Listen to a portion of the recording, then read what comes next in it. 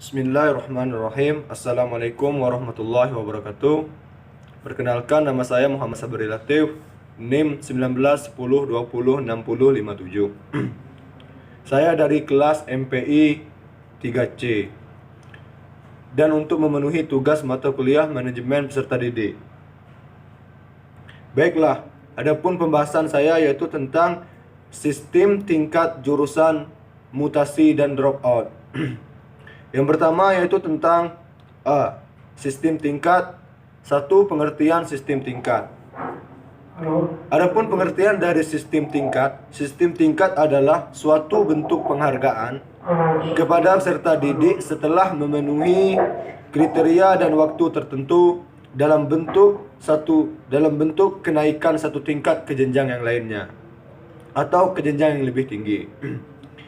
Selanjutnya, kriteria yang dimaksudkan adalah mengacu kepada prestasi akademik dan prestasi lainnya, sedangkan waktu mengacu kepada lama peserta didik berada di tingkat tersebut, yaitu menurut Imran tahun 2016 144. Dalam pendidikan, alasan diterapkan sistem tingkat ini selain asumsi kesamaan adalah efisien pendidikan di sekolah jika peserta didik berada dalam keadaan sama dan dapat dilayani secara bersama-sama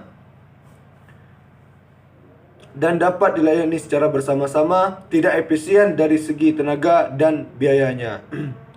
Selanjutnya, pendidikan di Indonesia menggunakan sistem tingkat untuk sekolah dasar.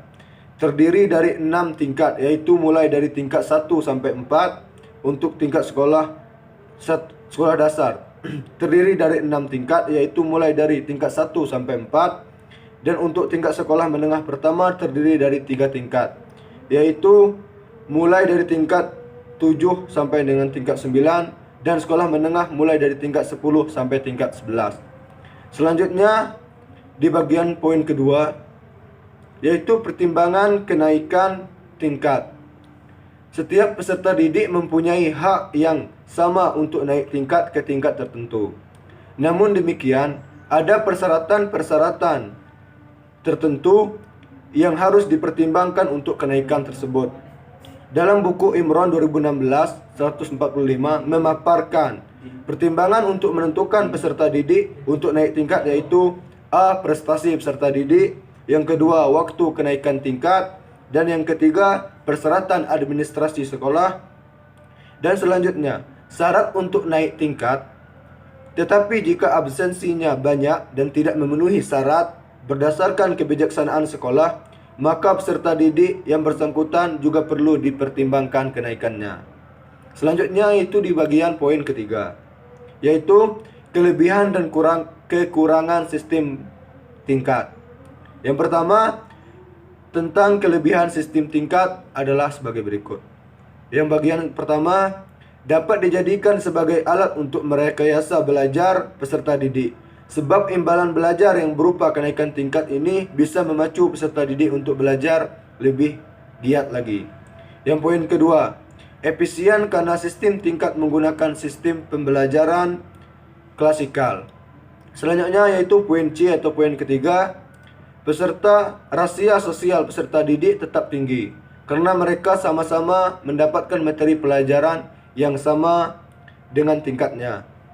Selanjutnya poin D, pengadministrasiannya mudah karena peserta didik berada dalam satu tingkat mengambil program pendidikan yang sama. Selanjutnya yaitu di bagian kelemahan sistem tingkat adalah sebagai berikut. Pada poin pertama, peserta didik yang tidak naik tingkat akan menghadapi persoalan-persoalan akademik dan psikologis.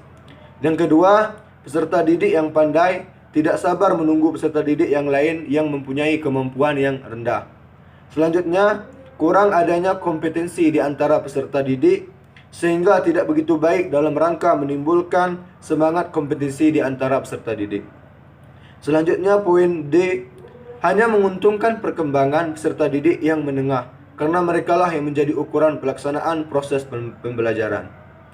Yang keempat, atau poin keempat selanjutnya, remedial bagi peserta didik yang tidak naik tingkat.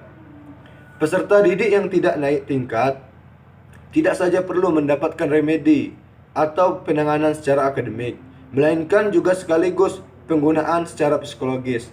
Sebab bagaimanapun juga, peserta didik yang tidak naik tingkat lazimnya dihadapkan kepada masalah-masalah psikologis, seperti rendah diri, kurang percaya diri, putus asa, frustasi, dan sebagainya.